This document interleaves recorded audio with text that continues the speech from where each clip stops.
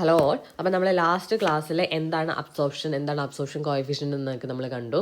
ഇനി നമ്മൾ നോക്കാൻ പോകുന്നത് റിവർബറേഷൻ എന്നുള്ള ടേമാണ്. ഓക്കെ, ഇതും ഇമ്പോർട്ടൻ്റ് ആണ്, സ്കിപ്പ് ചെയ്യരുതാരെ.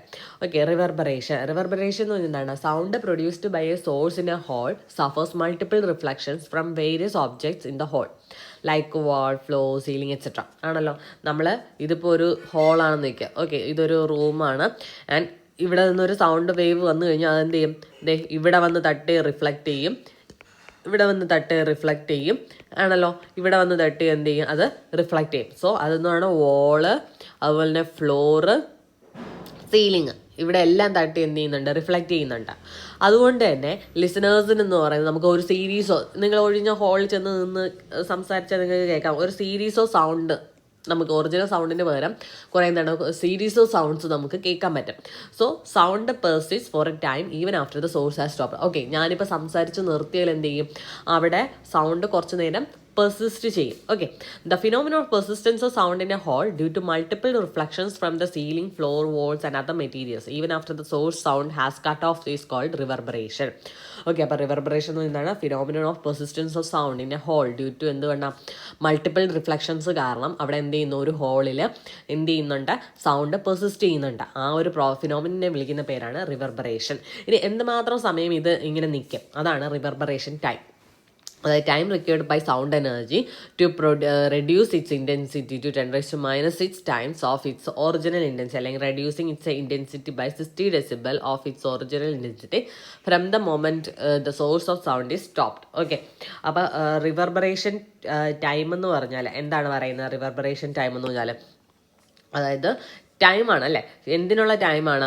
ആ ഒരു സൗണ്ട് എനർജിക്ക് അതിൻ്റെ ഇൻറ്റൻസിറ്റി എന്ന് പറയുന്നത് 10⁻⁶ ടൈംസ് ഇറ്റ്സ് ഒറിജിനൽ സൗണ്ട്. അതായത് ഇനിഷ്യലി അതിൻ്റെ ഇൻറ്റൻസിറ്റി എന്ന് പറഞ്ഞാൽ ഐ ആണെങ്കിൽ എപ്പോഴാണോ 10⁻⁶ ടൈംസ് ഐ ആവുന്നത് അതുവരെ എടുക്കുന്ന ആ ഒരു ടൈം.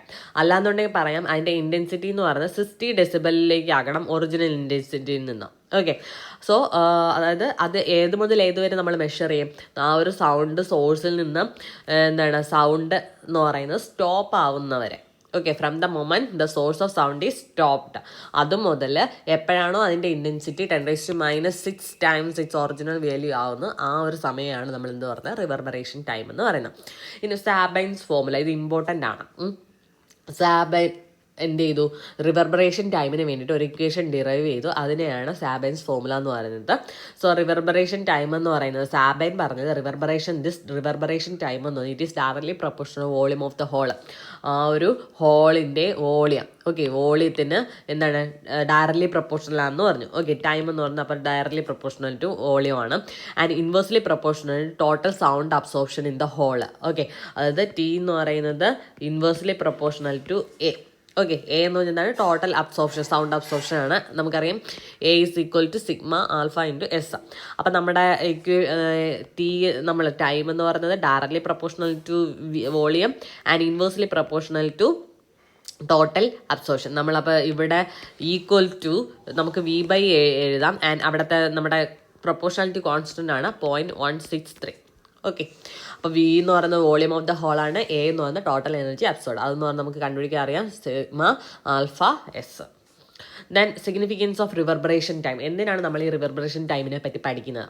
ഓക്കെ, അതായത് ഒരു ബിൽഡിങ്ങിൻ്റെ അക്കോസ്റ്റിക് ക്വാളിറ്റിയെ പറ്റി ഡിസൈഡ് ചെയ്യുന്ന ഒരു ഇമ്പോർട്ടൻറ്റ് ഫാക്ടറാണ് ഈ റിവർബറേഷൻ ടൈം എന്ന് പറയുന്നത്. ഓക്കെ, ഈ റിവർബറേഷൻ ടൈം എന്ന് പറഞ്ഞാൽ ഇപ്പോൾ വളരെ കുറവാണെന്ന് വയ്ക്കുക. ഓക്കെ, സൗണ്ട് എന്ന് പറയുന്നത് എന്ത് ചെയ്യും? പെട്ടെന്ന് വാനിഷ് ആവും ആണല്ലോ.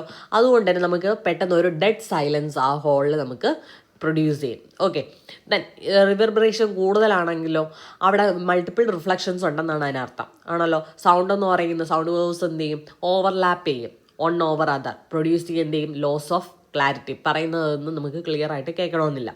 Hence reverberation time should have an optimum value for acoustics of a hall. Okay, ഹോളിൻ്റെ അക്കോസ്റ്റിക്സിന് റിവർബറേഷൻ എന്ന് പറയുന്നത് എന്താണ്? ഒരു ഓപ്റ്റിമം വാല്യൂ വേണം.